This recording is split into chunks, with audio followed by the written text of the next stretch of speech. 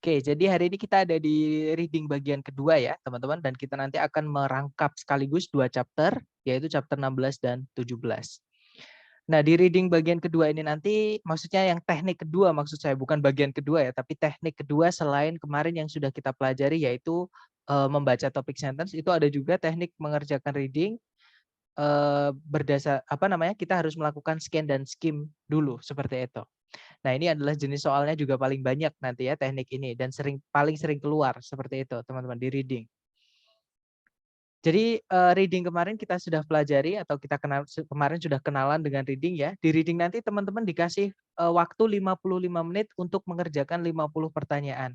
Nah, anggap aja 50 menit ya teman-teman, karena yang 5 menit kalau teman-teman ngambil yang offline itu dipakai untuk mengisi lembar jawaban walaupun hanya kelihatan sepele melingkari lembar jawaban, but it takes time. Oke. Jadi anggap saja satu soal teman-teman hanya punya waktu 1 menit seperti itu.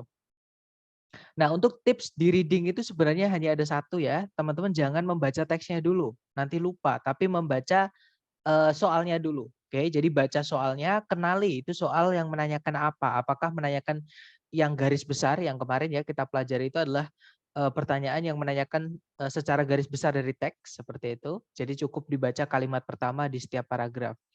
Nah, atau pertanyaannya mengenai apa namanya informasi tertentu atau specific information atau detail ya mengenai pecahan-pecahan kecil di dalam teks atau topik-topik kecil di dalam teks. Nah, itu berarti yang hari ini kita akan pelajari cara mengerjakannya. Teman-teman harus cari dulu atau melakukan scan dan skim dulu. Oke, jadi makanya jangan dibaca teksnya dulu, tapi dibaca soalnya dulu supaya tahu trik dan tipsnya. Kemudian vocabnya teman-teman nanti yang akan membantu dalam pengerjaan reading ini ya teman-teman. Kemudian yang saya bilang tadi, jadi kalau teman-teman membaca teksnya dulu, teman-teman akan menghabiskan banyak waktu. Jadi teman-teman baca soalnya dulu, supaya nanti teman-teman tahu apakah teman-teman cukup membaca kalimat pertama saja di setiap paragraf, ya, atau membaca topik sentences-nya kalimat pertama di setiap paragraf, atau teman-teman harus melakukan scan dan skim dulu, yaitu membaca cepat, karena informasi yang ditanyakan di soal itu mengklaster atau menggerombol di satu titik di dalam teks. Dan teknik terakhir yang besok kita akan pelajari yaitu make an inference atau membuat suatu kesimpulan berdasarkan informasi yang ada di dalam teks seperti itu. Nah, kemarin jenis soal yang cara mengerjakannya adalah cukup membaca topik sentence-nya saja. Itu ada 3 jenis ya, teman-teman. Dan bisa dibilang jenis soal ini jumlah dalam reading itu sekitar 30% atau 35%. Jadi nggak terlalu banyak tapi pasti keluar. Oke. Nah, untuk teman-teman cukup membaca kalimat pertama setiap paragraf itu ketika soalnya menanyakan garis besar dari teks. Misalnya main idea atau gagasan utama dari teks atau gagasan utama dari si penulis. Oke. Kemudian idea organization yaitu bagaimana si penulis itu mengembangkan idenya melalui teks yang dia tulis. Kemudian ada juga tone. Tone itu bisa dibilang apa ya, nada atau emosi atau suasana atau nuansa yang dituangkan penulis ke dalam teksnya. Kemudian purpose itu tujuan si penulis dalam penulisan teks tersebut. Dan yang terakhir course itu bidang keilmuan apa yang membahas topik yang diangkat oleh si penulis seperti itu. Nah, hari ini kita akan belajar untuk teknik kedua ya, yaitu melakukan scan dan skim atau membaca cepat hanya dengan gerak mata sampai menemukan informasi yang ada yang ditanyakan di soal seperti itu. Nah, untuk jenis soal pertama yang cara mengerjakannya teman-teman harus melakukan scan dan skim dulu, itu adalah locate information atau teman-teman diminta untuk mencari letak informasi yang ditanyakan di soal. Jadi di mana si penulis itu menyebutkan A misalnya, atau di mana si penulis itu membahas tentang B misalnya seperti itu. Nah, nanti jenis soal ini bisa dikenali dari misalnya di soalnya berbunyi di manakah di teks penulis itu menyebutkan A misalnya. Atau jenis soal ini juga bisa dikenali dari jawabannya, teman-teman. Jawabannya kalau teman-teman lihat nanti menyebutkan line keberapa sampai line keberapa. Line misalnya line kedua, line ketiga, line keempat. Nah, berarti itu jenis soal ini. Oke, karena kita diminta untuk mencari tahu atau mencari di mana letak si penulis menyebutkan kata yang ditanyakan seperti itu.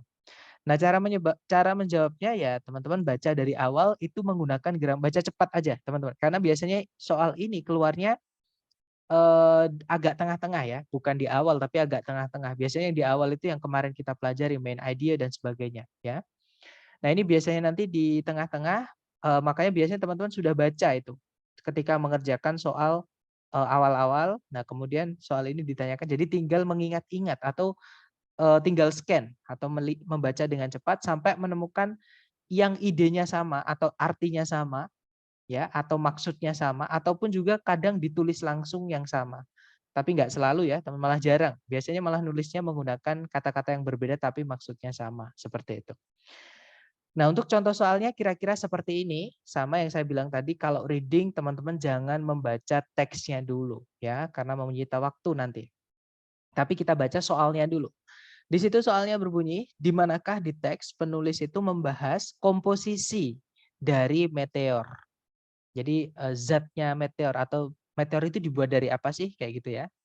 Nah, kita baca dari awal apa namanya? Kawah meteor, sebuah kawah besar kira-kira 40 mil timur dari Flagstaff, Arizona, secara umum diperkirakan oleh para ilmuwan telah terbentuk sebagai dampak dari tubrukan dari sebuah meteor yang berbobot 60.000 ton sekitar 50.000 tahun yang lalu. Nah, belum ada teman-teman. Di situ penyebutan meteor itu dibuat dari apa sih, belum ada. Berarti kita baca lagi kalimat berikutnya. Meteor yang terbuat dari nikel dan besi. Nah, ketemu ya. Di sini disebutkan meteor yang terbuat dari nikel dan besi atau yang dibuat dari nikel dan besi. Nah, berarti zat penyusun atau komposisi dari meteor itu disebutkan di sini. Nah, kalau sudah ketemu kita tarik ke depan, kita hitung teman-teman. Itu masuk ke baris yang keberapa? 1, 2, 3, 4. Nah, berarti dia masuknya di baris keempat. Kita cek di pilihan A, B, C, D yang menyebutkan baris keempat. Nah, berarti jawabannya adalah yang Bravo ya. Lines 4 to 5. Seperti itu. Jadi si penulis itu menyebutkan komposisi dari meteor di line 4 dan line 5. Nah, mungkin dari contoh ada yang mau ditanyakan dulu sebelum ke latihan buat teman-teman, silakan.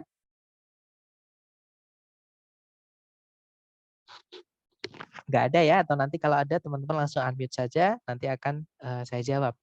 Baik, silakan dicoba dulu. Di sini ada 2 soal, teman-teman, cara mengerjakannya yang sudah dicontohkan tadi. Jangan takut salah ya, dicoba dulu.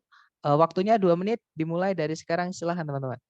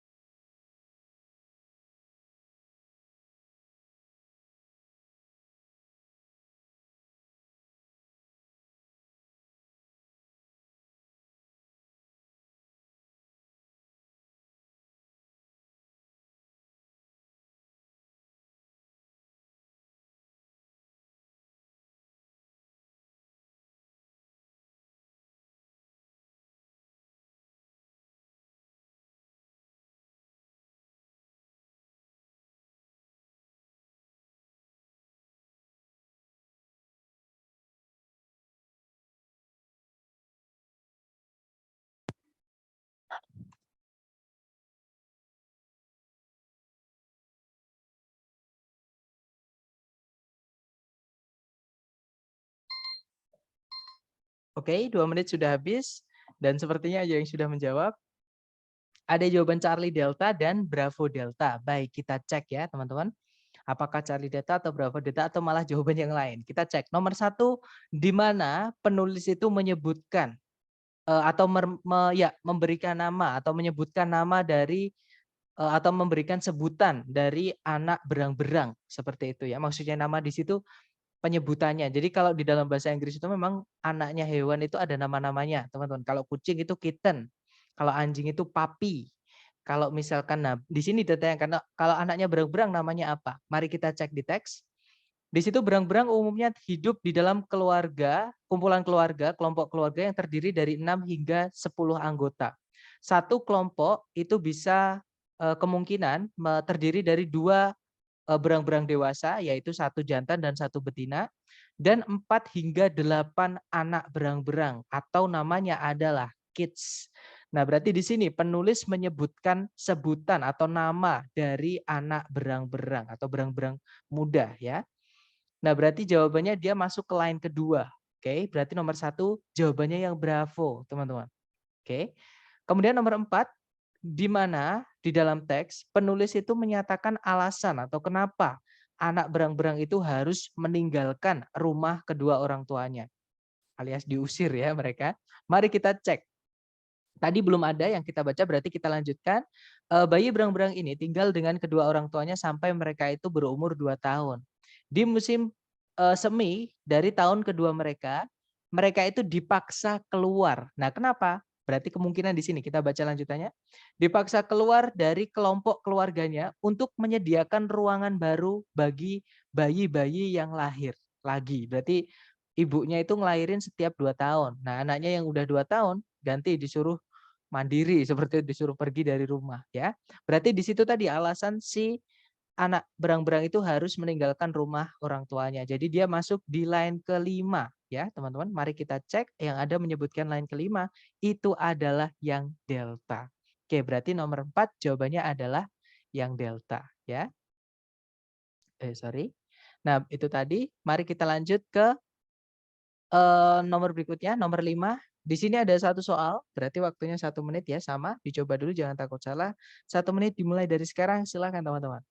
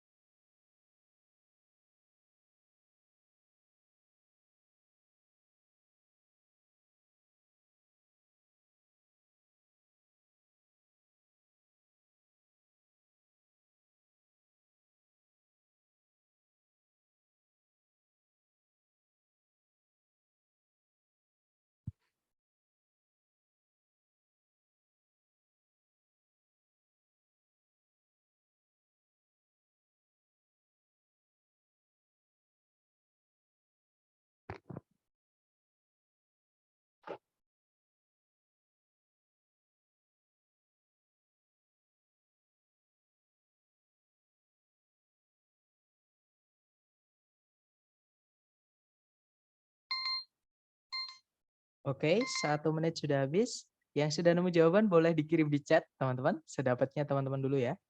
Baik, ada jawaban alfa dan delta, ada juga bravo. Baik, kita cek bersama.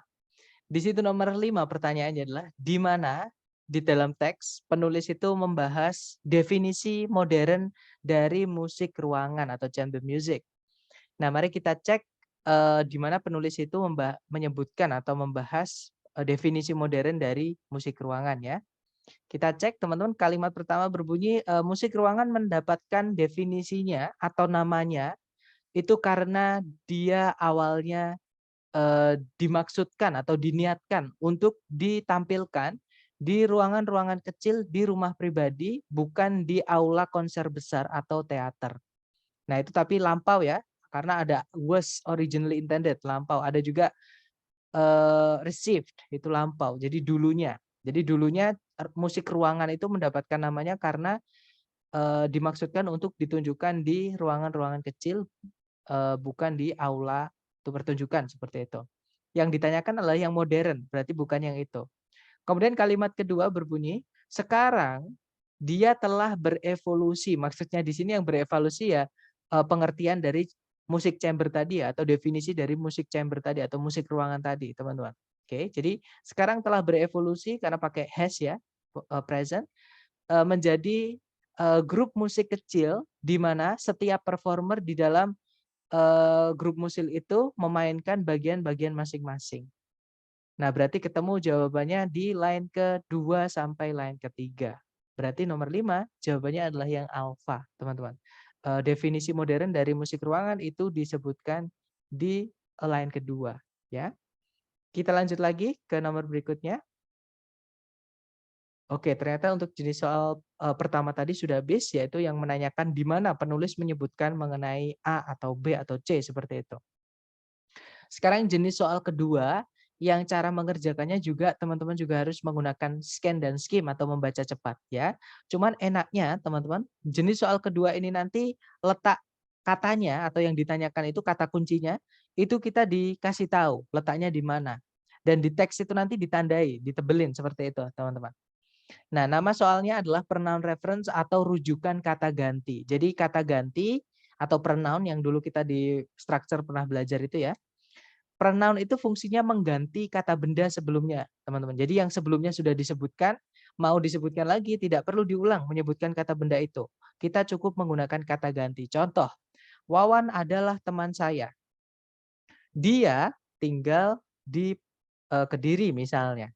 Ya, nah di situ pakai dia karena nggak perlu lagi disebut dengan Wawan karena itu kata ganti yang sudah jelas merujuk ke kata benda yang sebelumnya disebutkan. Seperti itu. Oke. Nah, pertanyaannya nanti disebutkan juga. Jadi kata A atau kata ganti A di line ke B merujuk kepada kata benda apa. Nah, yang saya bilang tadi ya, teman-teman, kata ganti itu mengganti kata benda yang sebelumnya sudah disebutkan. Nah, maka cara mengerjakannya, teman-teman nanti baca dari kalimat sebelum yang ada kata yang disebutkan itu. Jadi baca dari subjek predikat sebelum kata itu disebutkan. Oke. Nah, untuk contoh soalnya kira-kira seperti ini.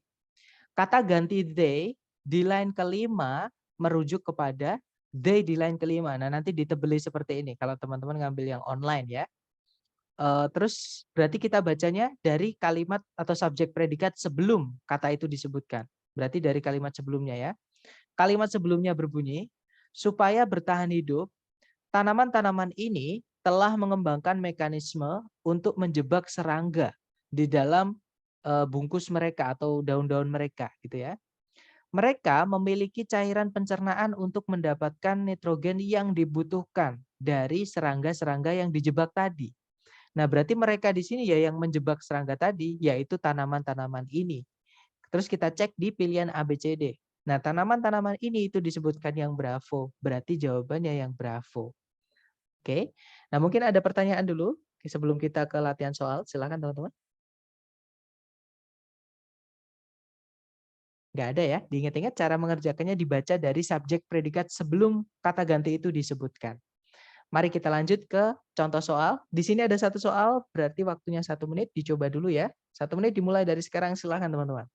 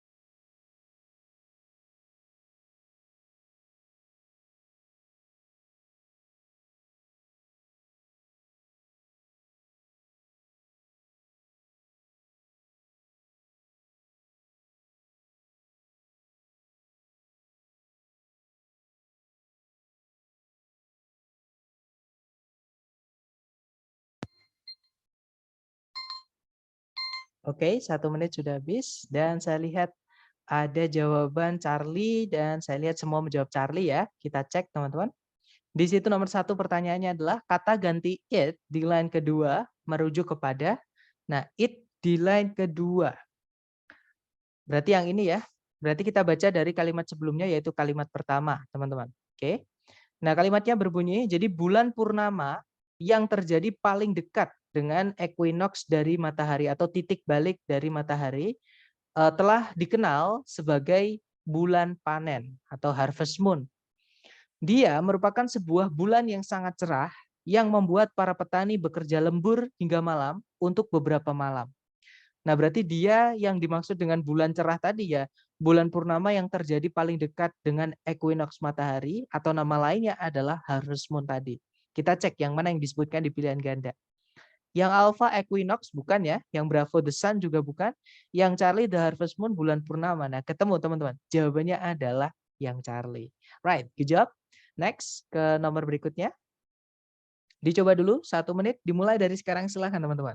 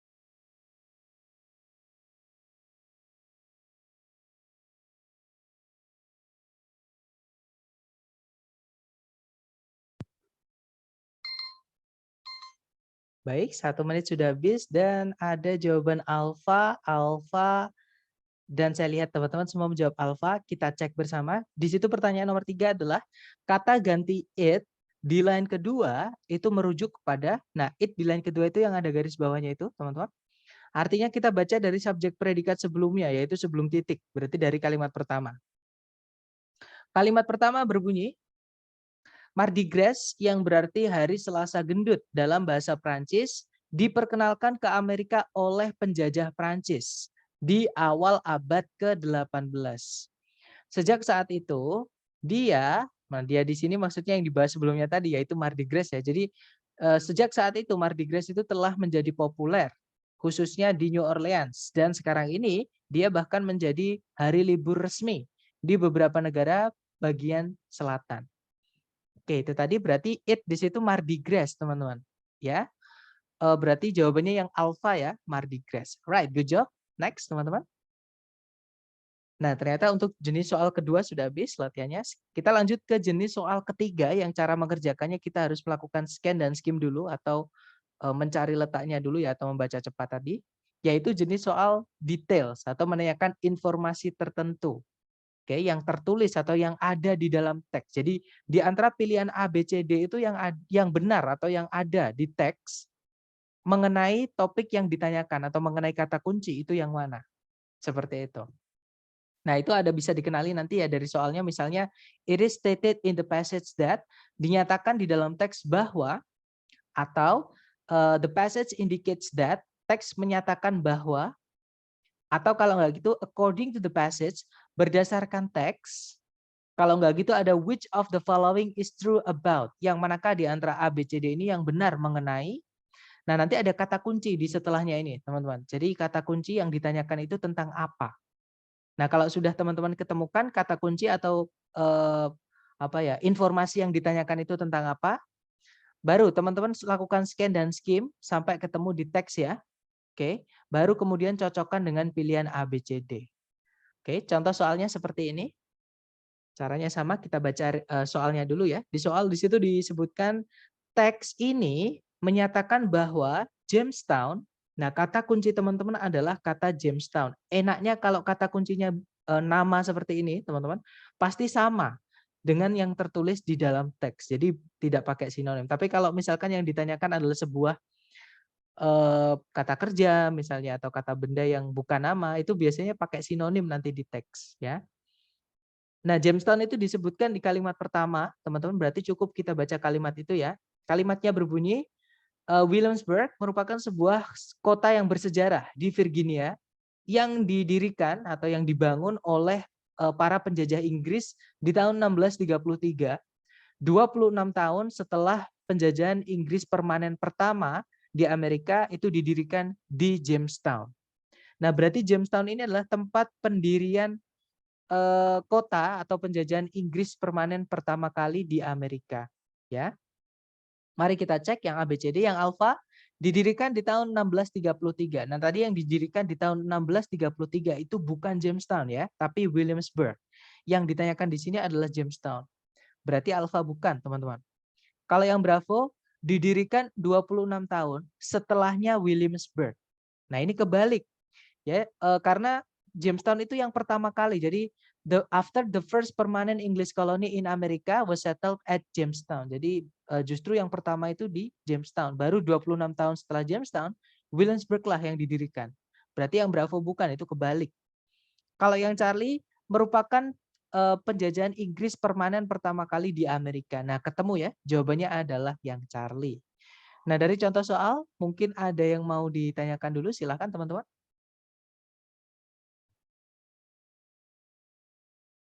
Nggak ada ya? Baik, kalau nggak ada, mari kita coba lagi ke latihan soal. Silahkan dicoba dulu, di sini ada 2 soal, berarti teman-teman punya waktu 2 menit, jangan takut salah ya. 2 menit dimulai dari sekarang, silahkan teman-teman.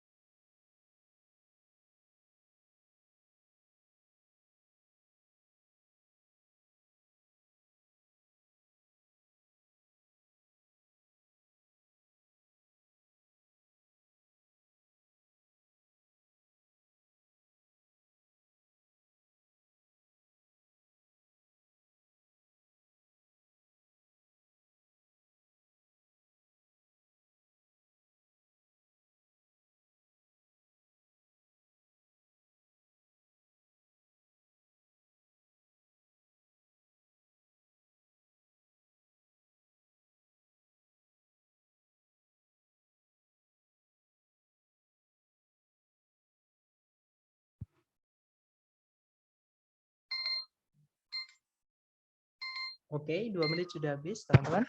Yang sudah nemu jawaban boleh dikirim di chat ya. Baik, ada jawaban Charlie Bravo, mari kita cek. Ada juga Delta Bravo, mari kita cek ya. Di situ nomor 1 pertanyaannya adalah, berdasarkan teks, apa sih yang terjadi selama zaman es? Nah, pertanyaannya adalah yang terjadi di masa zaman es ya. Atau kenapa kok dinamai zaman es kayak gitu ya. Nah, di situ zaman es, kata kuncinya teman-teman itu disebutkan di kalimat pertama. Jadi cukup kita baca kalimat itu ya. Kalimatnya berbunyi, zaman es, periode-periode ketika es itu menutupi area yang luas dari bumi, dikenal telah terjadi setidaknya 6 kali. Nah, mari kita cek teman-teman. Yang alfa, struktur batuan itu dikenali oleh para ahli geologi. Bukan ya, ahli geologi bukan di zaman es. Mengenalinya pas zaman es sudah nggak ada. Pas zaman modern seperti ini. Baru dia mengenali, oh dulu ada zaman es. Ya, jadi dinamai zaman es itu bukan karena geologis mengenali struktur batuan ya, teman-teman. Alfa bukan. Kalau yang Bravo, bukti-bukti adanya benda-benda asing itu ditemukan. Sama, yang nemukan juga pasti ahli geologi ya, atau namanya geologis. Kemudian ditemukannya juga bukti itu berarti sudah terjadi. Berarti zaman esnya sudah berakhir. Oke, yang ditanyakan di sini apa sih yang terjadi di masa zaman es? Berarti yang Bravo bukan. Kalau yang Charlie, ice covers a large portion of the earth surface. Jadi es itu menutupi area yang luas dari permukaan bumi. Nah, ketemu teman-teman. Jawabannya adalah yang Charlie ya. Kalau yang Delta, ice melts 6 times. Es mencair 6 kali baru dinamai zaman es. Kan nggak nyambung teman-teman, bukan. Tadi 6 times atau 6 kali itu disebutkan kalau zaman es atau periode di mana es itu menutupi area yang luas dari bumi itu pernah terjadi 6 kali setidaknya ya, atau diperkirakan itu pernah terjadi selama 6 kali. Bukan kalau ada es mencair 6 kali baru dinamai zaman es. Bukan seperti itu teman-teman. Oke, jawabannya adalah yang Charlie untuk nomor 1. Kemudian nomor 2, teks ini menyebutkan ada berapa metode yang berbeda untuk mengenali zaman es di masa lalu. Nah, ini pertanyaannya adalah bagaimana cara mengenali zaman es di masa lalu. Yang mana tadi belum ada ya, berarti kita lanjutkan di kalimat kedua. Kalimat kedua berbunyi, zaman es itu bisa dikenali dari, nah di sini ada kata bisa dikenali dari, berarti ini cara mengenali zaman es di masa lalu. Oke, zaman es di masa lalu itu bisa dikenali dari struktur batuan yang menunjukkan adanya bukti-bukti dari benda-benda asing yang terbawa atau yang dibawa oleh dinding es yang bergerak atau sungai es yang mencair.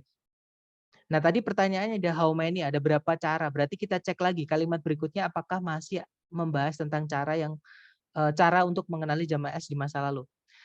Zaman es juga bisa dikenali. Nah, berarti ada lagi ya, teman-teman, cara yang lain yaitu zaman es itu bisa juga dikenali dari formasi atau pembentukan daratan yang bisa dihasilkan atau disebabkan dari dinding es yang bergerak seperti misalnya lembah yang berbentuk huruf U, kemudian daratan-daratan yang terpahat atau yang terbentuk-bentuk seperti itu, dan permukaan batuan yang terpoles atau yang mengkilap seperti itu.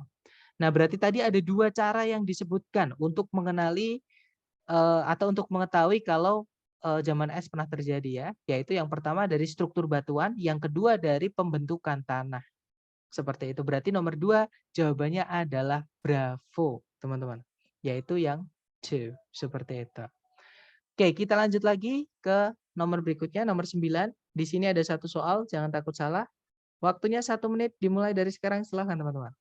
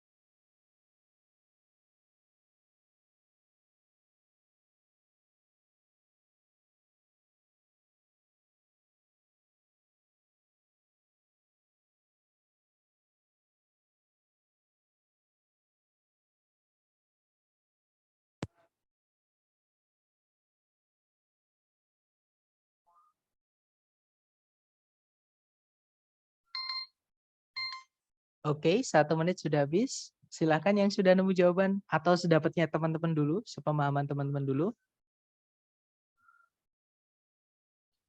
Oke, sepertinya belum ada jawaban. Kalau gitu mari kita cek bersama saja ya. Di situ nomor 9 pertanyaannya adalah menurut teks atau berdasarkan teks Golden Age of Railroads itu, nah katanya kata kunci teman-teman adalah Golden Age of Railroads ya. Yang mana dia disebutkan di kalimat pertama, teman-teman. Ya sudah, kita baca kalimat pertama dan kita pahami ya. Kalimat pertama berbunyi, Golden Age of Railroads merujuk pada periode dari akhir perang saudara atau perang sipil hingga awal mula Perang Dunia I, ketika rel kereta api itu pertama kali muncul dan faktanya hampir menguasai pasar transportasi massa di Amerika Serikat. Mari kita cek ABCD. Yang alfa, railroad Golden Age of Railroad itu merujuk pada sebuah dampak dari Perang Dunia I.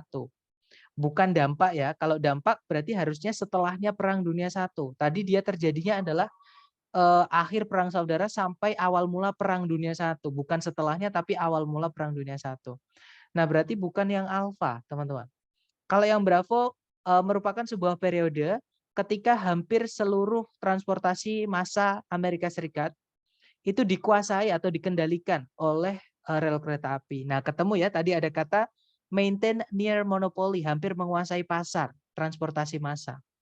Nah, berarti jawabannya yang Bravo, seperti itu. Oke, kita lanjut lagi ke nomor berikutnya. Nah, ternyata untuk yang detail yang tertulis di dalam teks sudah selesai. Kita lanjut ke soal keempat, yang cara mengerjakannya juga menggunakan scan dan skim, yaitu yang menanyakan detail juga, teman-teman. Cuman bedanya ini yang detail yang unstated atau detail yang tidak ada di dalam teks mengenai topik yang ditanyakan.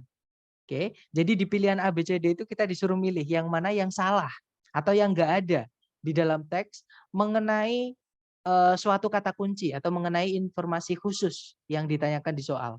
Seperti itu. Nah, nanti bisa dikenali dari soalnya misalnya berbunyi, yang manakah atau which of the following is not stated. Kalau nggak gitu not mentioned. Kalau nggak gitu not discussed atau not true about. Kalau diartikan yang manakah di antara berikut ini yang tidak dinyatakan atau tidak disebutkan, tidak dibahas atau tidak benar mengenai, nah nanti kata kuncinya di setelahnya. Oke. Kalau nggak gitu, semua di antara berikut ini benar, kecuali, ya nanti benar mengenai apa? Biasanya ada benar mengenai kata kuncinya, baru kecuali. Jadi intinya jenis soal ini kita diminta untuk mencari yang salah atau yang nggak ada di teks mengenai kata kunci di soal ya teman-teman. Cara mengerjakannya nanti, teman-teman cari kata kuncinya di soal dulu. Oke, kalau sudah ketemu yang ditanyakan mengenai apa, baru lakukan scan dan skim sampai teman-teman menemukan kata kunci yang ditanyakan. Nah, untuk bedanya, teman-teman harus membaca informasi apapun di dalam paragraf tersebut yang membahas tentang kata kunci itu. Jadi bukan cuma satu kalimat, teman-teman. Oke, tapi eh, informasi pokoknya selama kalimatnya membahas tentang itu di paragraf yang sama, teman-teman baca semuanya. Seperti itu. Jadi memang untuk jenis soal ini agak sedikit panjang ya cara mengerjakannya. Nah, untuk contoh soalnya seperti ini. Di sini ada 2 soal. Contoh soal pertama berbunyi, semua di antara pilihan A, B, C, D berikut ini itu benar mengenai plasma darah. Kecuali bahwa, nah ada kecuali bahwa mengenai plasma darah. Berarti kata kuncinya teman-teman adalah plasma darah. Teman-teman baca dulu yang benar dulu atau yang ada di teks mengenai plasma darah.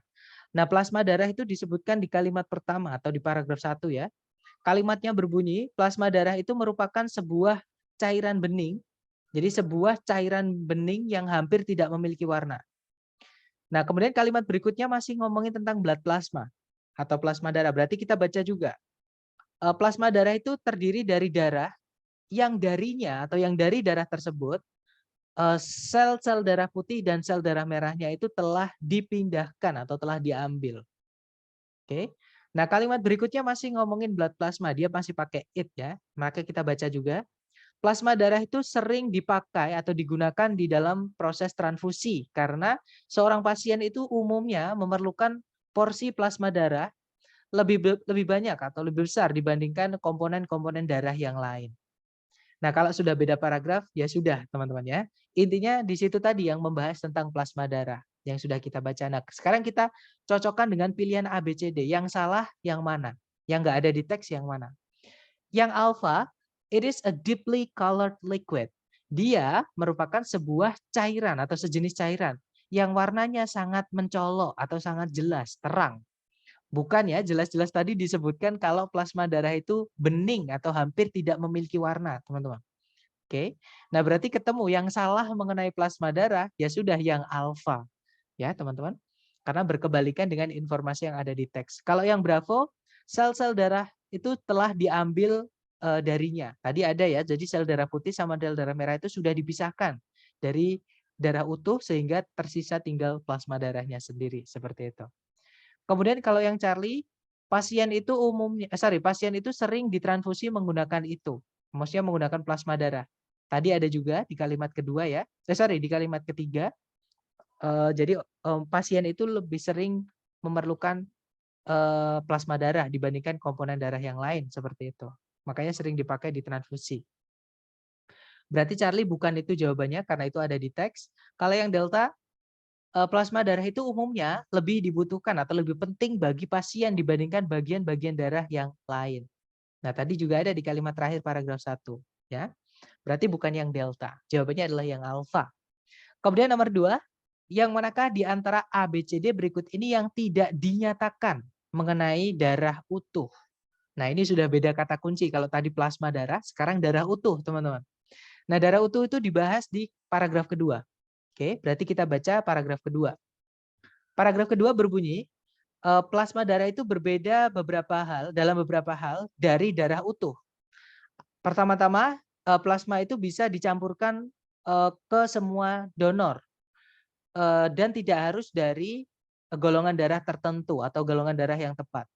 Sedangkan darah utuh itu demikian. Maksudnya demikian di sini darah utuh itu hanya bisa diberikan kepada donor tertentu ya, dengan golongan darah tertentu juga. Seperti itu. Kemudian apalagi atau sebagai tambahan, plasma darah itu bisa dikeringkan dan disimpan. Sedangkan darah utuh tidak bisa dikeringkan dan tidak bisa disimpan. Nah, itu kalau darah utuh. Nah, yang ditanyakan yang salah mengenai darah utuh ya. Kita cek ABCD. Yang alfa, darah utuh itu berbeda dari plasma. Tadi ada teman-teman di kalimat pertama ya. Jadi plasma itu berbeda dalam beberapa hal dari darah utuh. Berarti kalau dibalik juga sama, darah utuh itu berbeda dari plasma dalam beberapa hal. Berarti alfa bukan itu jawabannya. Kalau yang bravo, darah utuh itu tidak bisa dikeringkan. Nah, tadi ada di kalimat terakhir, teman-teman. Jadi plasma itu bisa dikeringkan dan disimpan, sedangkan darah utuh tidak bisa. Oke, berarti bravo bukan. Kalau yang Charlie, darah utuh itu tidak mungkin tidak mungkin untuk menyimpan darah utuh di penyimpanan untuk waktu yang lama. Nah, tadi juga ada di kalimat terakhir ya. Jadi darah utuh itu tidak bisa dikeringkan dan tidak bisa disimpan. Berarti Charlie bukan. Kalau yang delta, darah utuh itu merupakan sebuah cairan yang hampir tidak memiliki warna dan bening. Nah, ketemu teman-teman. Yang salah mengenai darah utuh adalah yang delta ya. Karena yang cairan bening tanpa warna tadi itu bukan darah utuh, tapi plasma darah. Jadi yang salah mengenai darah utuh itu adalah yang delta karena itu bukan darah utuh tapi plasma darah. Nah, mungkin ada pertanyaan dulu dari contoh ini. Silakan teman-teman. Nggak ada ya? Baik, kalau nggak ada mari kita lanjut ke contoh soal. Di sini ada 2 soal, teman-teman coba dulu jangan takut salah. Waktunya 2 menit dimulai dari sekarang, silahkan.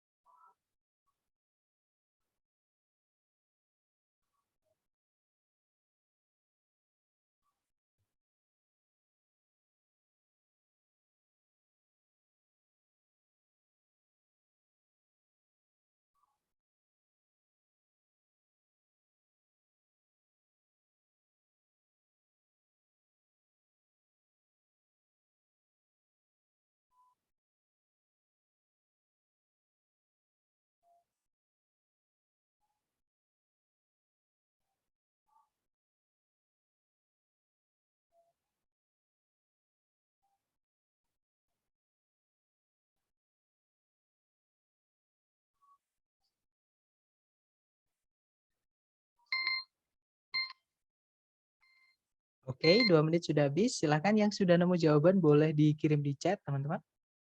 Baik, ada jawaban Bravo Delta. Bravo Delta, semuanya menjawab Bravo Delta ya. Mari kita cek bersama. Nomor 3 pertanyaannya adalah, yang manakah di antara berikut ini yang tidak benar mengenai Nelly Bly? Nah, kata kunci teman-teman adalah kata Nelly Bly ya. Nelly Bly itu disebutkan di kalimat pertama, teman-teman. Maka kita baca kalimatnya di situ berbunyi, Elizabeth Cochrane merupakan seorang jurnalis Amerika pada awal abad ini yang menulis untuk surat kabar harian New York World di bawah nama pena Nelly Bly. Sebuah nama yang diambil dari eh, lagunya Stephen Foster yang judulnya Nelly Bly. Dia itu mendapatkan ketenaran dari atau atas atau untuk pendekatan-pendekatannya dan khususnya atas cara dia mendapatkan cerita yang sangat penuh petualangan dan berani. Oke, itu tadi ya, ngomongin tentang Nelly Bly tadi. Kita cek yang tidak benar mengenai Nelly Bly di pilihan A, B, C, D. Yang alfa, nama asli Nelly Bly itu adalah Elizabeth Cochrane Simon. Nah, tadi ada di kalimat pertama ya. Berarti bukan itu, teman-teman, jawabannya. Kalau yang Bravo, Nelly Bly itu sakit jiwa. Bukan ya, teman-teman. Maksudnya itu yang nggak ada di dalam teks. Jadi itu tadi tidak ada di dalam teks yang menyebutkan kalau Nelly Bly itu sakit jiwa. Oke, berarti ya sudah. Yang salah mengenai Nelly Bly, yang Bravo. Oke, nice. Kemudian nomor 4, yang manakah di antara berikut ini yang tidak disebutkan sebagai sesuatu yang Nelly Bly lakukan untuk mendapatkan sebuah cerita yang bagus. Nah, tadi belum ada di kalimat di paragraf pertama, berarti itu di paragraf kedua. Paragraf kedua berbunyi, dia merasa kalau cara terbaik untuk mendapatkan cerita yang sebenarnya itu dari dalam, bukan sebagai seorang observer dari luar yang bisa saja diperlakukan atau dikasih gitu ya, atau diberikan versi kenyataan yang sudah dibumbu-bumbui atau dipercantik. Jadi nggak asli lagi, tapi sudah diceritakan tapi ada bumbu-bumbunya gitu ya. Di satu kesempatan dia itu pura-pura menjadi seorang penjahat atau pencuri sehingga dia ditangkap dan menyaksikan sendiri bagaimana tahanan wanita itu diperlakukan. Di kesempatan yang lain dia memalsukan atau dia pura-pura memiliki penyakit jiwa supaya dimasukkan ke rumah sakit jiwa untuk mendapatkan gambaran nyata mengenai perlakuan terhadap pasien-pasien pengidap penyakit jiwa. Nah, itu tadi teman-teman caranya dia yang ekstrim ya untuk mendapatkan cerita yang sebenarnya. Kita cek yang A, B, C, D. Yang alfa, nomor 4 ya, sorry.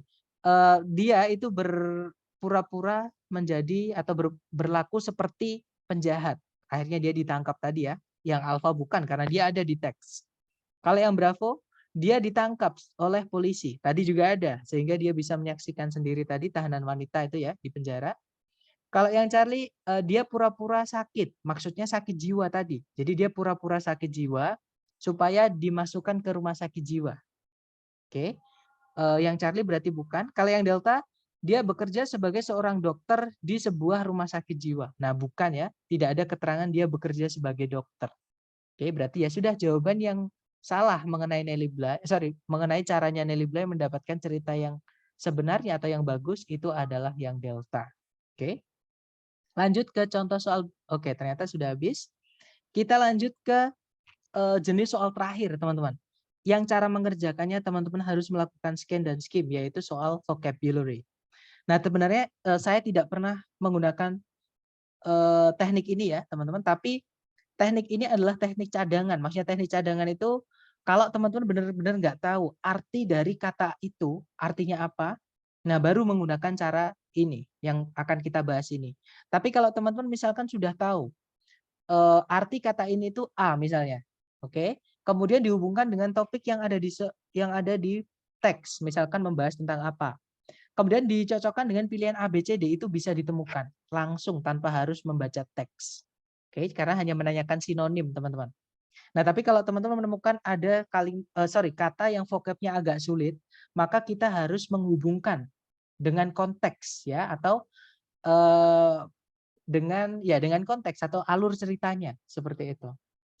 Jadi vocabulary itu adalah pertanyaan di reading yang menanyakan mengenai definisi suatu kata atau definisi suatu expression atau ungkapan gitu ya. Nah, nanti bisa dikenali dari bunyi soalnya misalnya ada makna dari kata A di line ke B adalah, kalau nggak gitu, kata A di line ke B itu bisa digantikan dengan kata apa di antara A, B, C, D. Kemudian kalau nggak gitu, kata A di line ke B itu paling mendekati maknanya dengan seperti itu. Nah, kalau teman-teman menemukan soal seperti ini dan tidak mengerti atau tidak tahu itu vocabnya artinya apa, teman-teman bisa melakukan cara ini, yaitu teman-teman nanti kan dikasih tahu tuh letaknya vocabnya itu atau kata itu di mana, di teks. Jadi di line keberapa itu nanti disebutkan. Kalau nggak gitu nanti di teks itu ditebelin teman-teman. Yang ditanyakan itu ada tandanya gitu. Nah, cara mengerjakannya teman-teman baca dari kalimat sebelumnya kata itu disebutkan sampai kalimat setelahnya kata itu disebutkan. Jadi ada 3 kalimat nanti yang dibaca ya.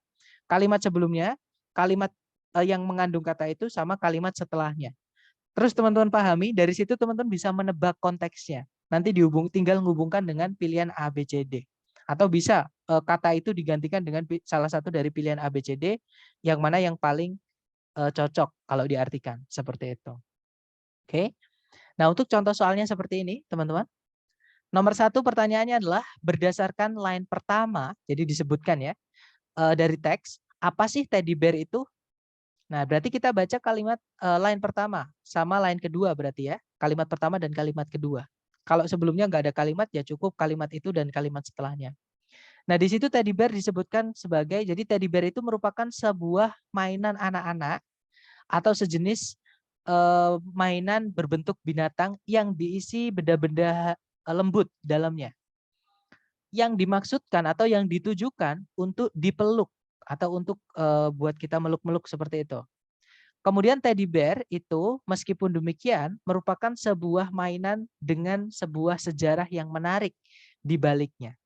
Nah, intinya adalah teddy bear disebutkan kalau teddy bear itu sebuah mainan. Nah, A, B, C, D cari yang artinya mainan, teman-teman. Nah, memang A, B, C, D ada satu yang nyebutin kalau dia itu mainan. Kira-kira ada yang tahu mainan itu yang A, B, C, D yang mana, teman-teman? Delta. Ya, that's right. Jawabannya adalah yang delta ya. Plaything itu adalah sinonim dari kata toy, teman-teman. Mainan. Seperti itu. Kalau yang alpha, ferocious animal itu binatang buas. Gak mungkin anak kita kasih mainan binatang buas ya. Misalnya harimau atau beruang kutub misalnya. Yang ada anak kita yang dibuat mainan sama binatang tersebut. Oke. Kalau yang bravo, presiden dari Amerika Serikat. Gak mungkin juga anak kita maksud saya nggak mungkin juga presiden Amerika Serikat kita kasih ke anak kita buat dijadikan mainan, kan nggak sopan. Bravo bukan.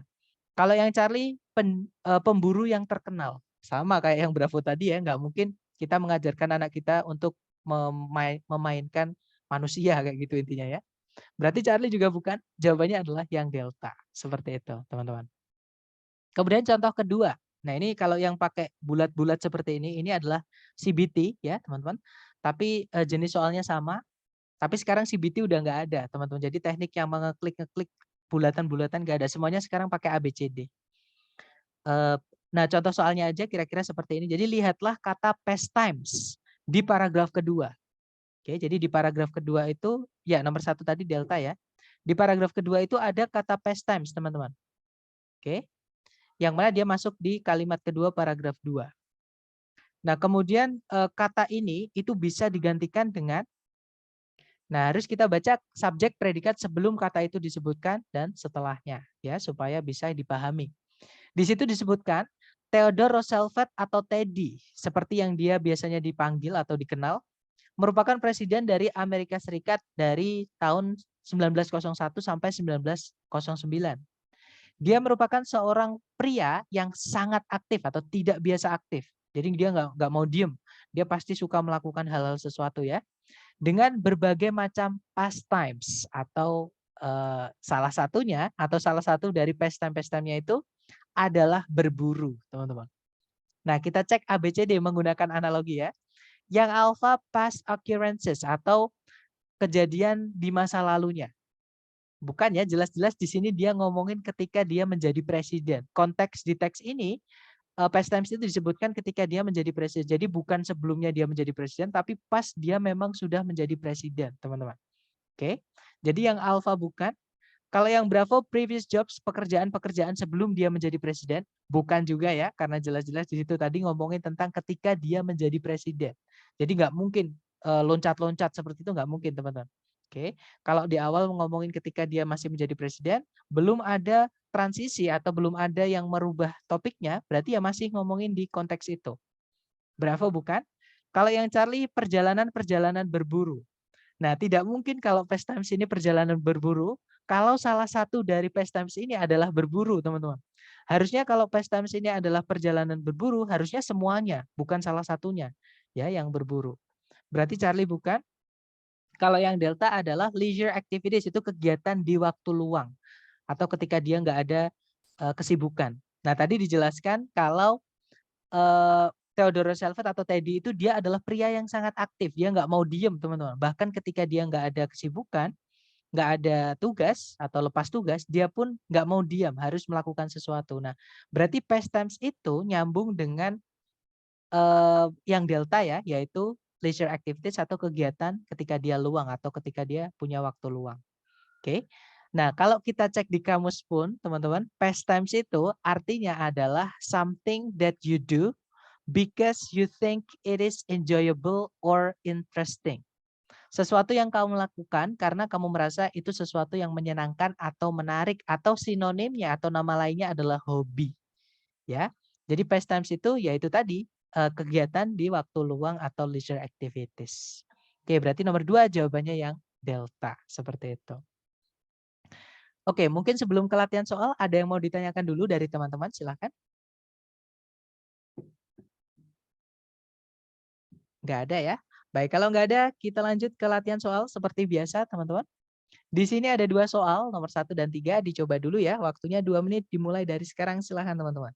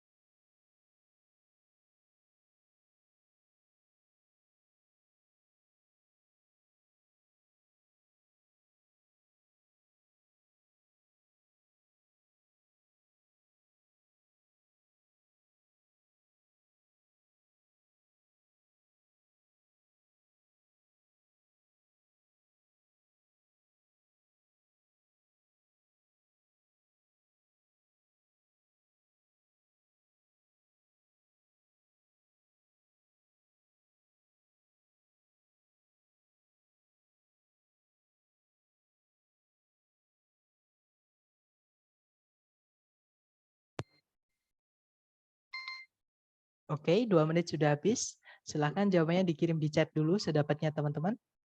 Baik, ada jawaban Delta Bravo, Delta Bravo. Oke, kita cek teman-teman. Di situ nomor 1 pertanyaannya, di line ketiga kata widow berarti kata widow di line ketiga. Ini ya teman-teman, berarti oke, kita baca dari kalimat sebelumnya. Jadi disebutkan kalau dia, maksudnya dia di sini adalah ini. Jadi Black Widow itu merupakan laba-laba yang paling berbahaya yang tinggal di Amerika Serikat. Nah, dia atau laba-laba tersebut itu paling sering ditemukan di Amerika Serikat bagian selatan. Namun, dia juga bisa ditemukan di seluruh negeri tersebut, maksudnya di Amerika Serikat. Black Widow itu mendapatkan namanya. Nah, di sini dijelaskan, teman-teman.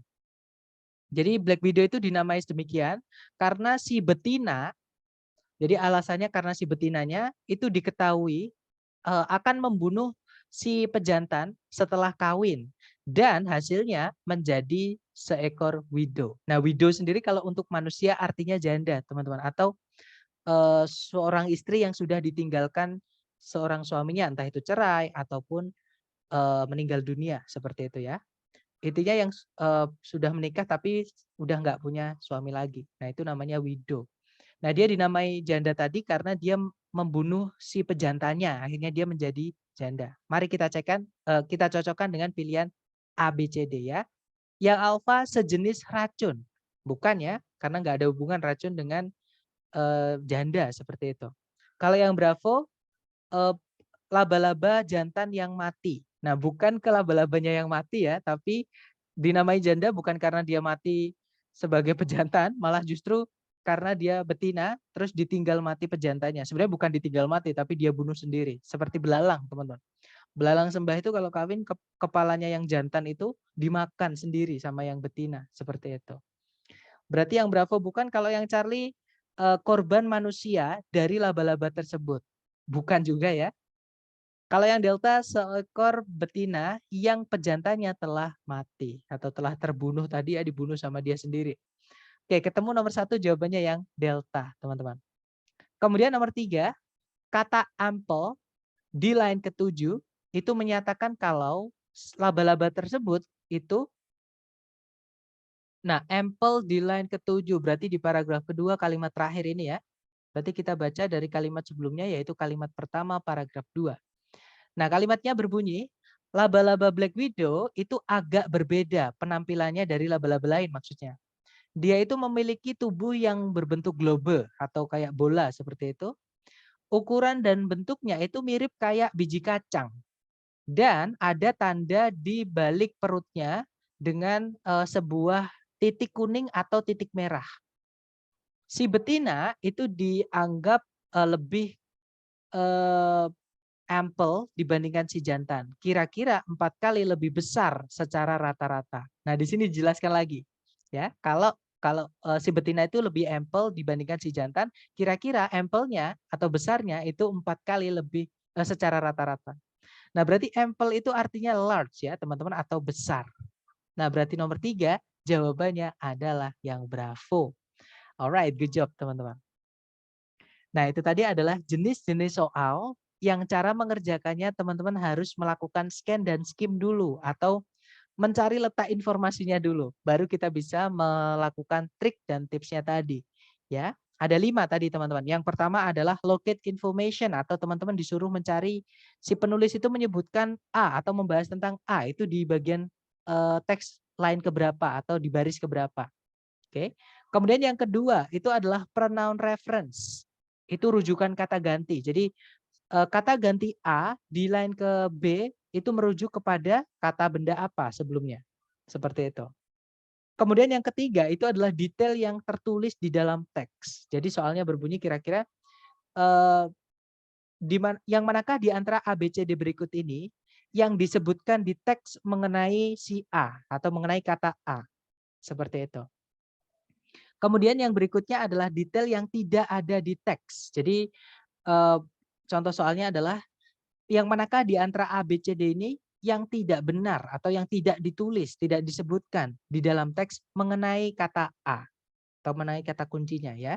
Dan yang terakhir adalah pertanyaan vocabulary yang mana itu opsional, teman-teman. Maksudnya opsional, kalau teman-teman sudah tahu itu sinonimnya apa. Makanya saya bilang di awal ya, vocab itu di TOEFL sangat menguntungkan untuk teman-teman. Semakin banyak kosakata teman-teman dalam bahasa Inggris, terutama kosakata yang akademik, akan sangat memudahkan teman-teman dalam mengerjakan TOEFL. Seperti itu. Tapi teman-teman jangan khawatir, kita belajar, saya pun juga masih belajar. Kalau dapat vocab baru, tulis aja. Siapa tahu nanti ketika teman-teman tes, kata itu muncul lagi. Seperti itu. Ya.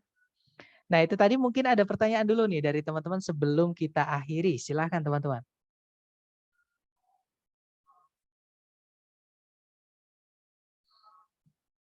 Nggak ada ya? Baik, kalau nggak ada, besok berarti tinggal 2 chapter terakhir juga. Besok kita rangkap juga, teman-teman. Thank you so much for having me today. I'll see you again tomorrow. The last I say, Assalamualaikum warahmatullahi wabarakatuh.